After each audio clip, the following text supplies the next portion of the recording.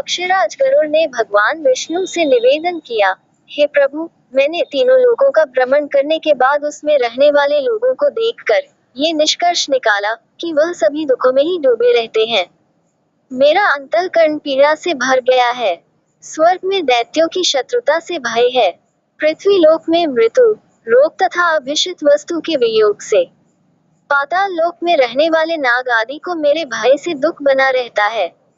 उद्धरण चिन्ह टिल्ड लोक कल्याण के लिए गरुड़ा द्वारा पूछे गए प्रश्नों का भगवान विष्णु द्वारा समाधान का सार इस पुस्तिका के माध्यम द्वारा पेश करने का प्रयत्न किया गया है।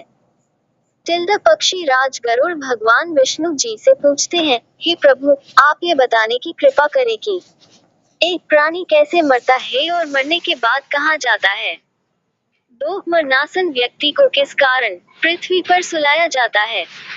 3. उसके नीचे कुश और तिल क्यों बिछाए जाते हैं। 4. उसके मुख में पंचरत्न क्यों डाला जाता है। 5. मृत्यु के समय गोदान, अनन्य वस्तुओं के दान क्यों दिया जाता है। 6. उस समय प्राणी आतिवाहिक शरीर कैसे प्राप्त करता है। 7. अग्नि देने वाले पुत्र पौत्रों से कंधे पर क्यों ले जाते हैं। 8. शव में घृत का लेप क्यों किया जाता है। 9. शव के उत्तर दिशा में यम सूतक का पाठ क्यों किया जाता है। 10. मरे हुए व्यक्ति को पीने के लिए जल एक ही वस्त्र धारण करके क्यों दिया जाता है। 11. शव का दाह संस्कार करके उस व्यक्ति को अपने परिजनों के साथ बैठकर भोजन आदि क्यों नहीं करना चाहिए। 12. मृत व्यक्ति के पुत्र 10वें दिन के पहले किस लिए 9 पिंडों का दान देते हैं। 13. शव का दाह संस्कार तथा उसके अनंतर जल तर्पण की क्रिया क्यों की जाती है। 14. किस विधान से पितरों का पिंड दान देना चाहिए। 15. उस पिंड को स्वीकार करने के लिए उनका आवाहन कैसे किया जाता है। 16. दाह संस्कार के बाद अस्थि संचयन और घट फोड़ने का विधान क्यों है। 17. 10वें दिन शुद्धि के लिए सभी परिजनों के साथ खाना तथा पिंडदान क्यों करना चाहिए। 18. एकादश को पिंडदान करने का क्या प्रयोजन है। 19. 13वें दिन पतदान आदि क्यों किया जाता है। 20 वर्ष पर्यंत 16 श्राद्ध क्यों किए जाते हैं। 21. हे प्रभु, मनुष्य का शरीर अनित्य है और समय आने पर ही मरता है, किंतु मैं उस क्षेत्र को नहीं देख सकता जिससे जीव निकल जाता है।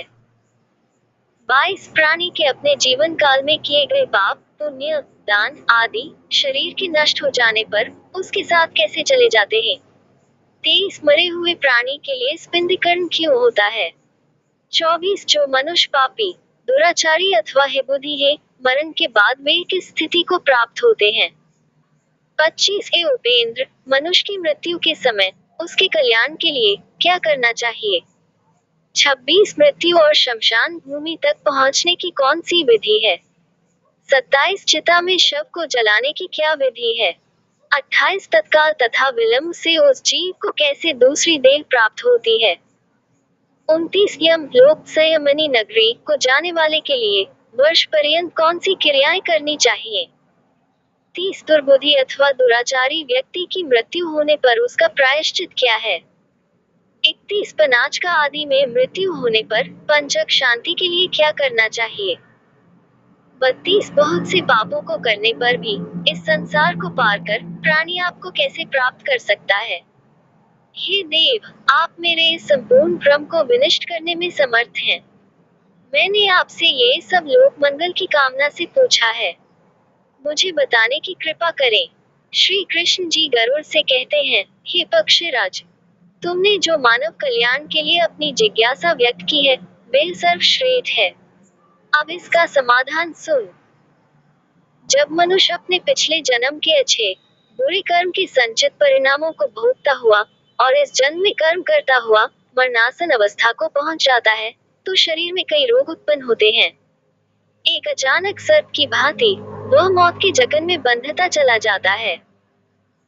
वह घर में अस्यहीन अपाहज शारीरिक मानसिक पीड़ाओं से पीड़ित फिर भी जीने की मन में इच्छा को लेकर दुखदायी जीवन व्यतीत करता है।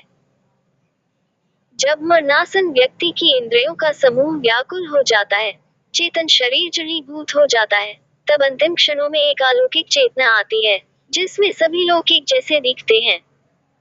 उस समय वह कुछ बोलने योग्य नहीं रहता और प्राण शरीर को छोड़कर यमराज के दूतों के साथ चल देते हैं।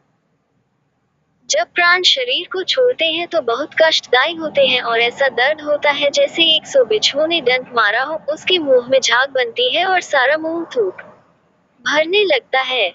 उस समय जो प्राणी दुखात्मा होते हैं, उन्हें यमदूत अपने पाशबंदों में जकड़ कर मारते हैं।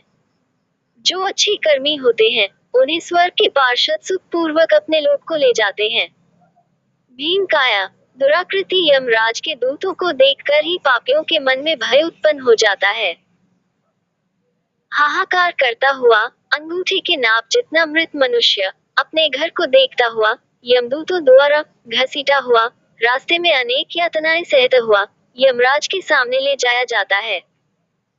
जीव अति भयानक यमराज की काया को देखता है और फिर उसके आदेश पर तुरंत वापस अपने मृत स्थान पर यमदूतों के साथ आ जाता है। वह वापस अपने शरीर में जाने की कोशिश करता है, पर यमदूत उसके गले में फंदा डाले रहते हैं। उसे भूख और प्यास बहुत सताती है और बहुत रोता है। अपने पुत्रों द्वारा अर्पित की हुई चावल की खीलों को वह खाता है, फिर भी भूख नहीं मिटती। जिन आत्माओं को ये खीलें नहीं मिल पाती, वह सुनसान जंगल में भटकती रहती हैं।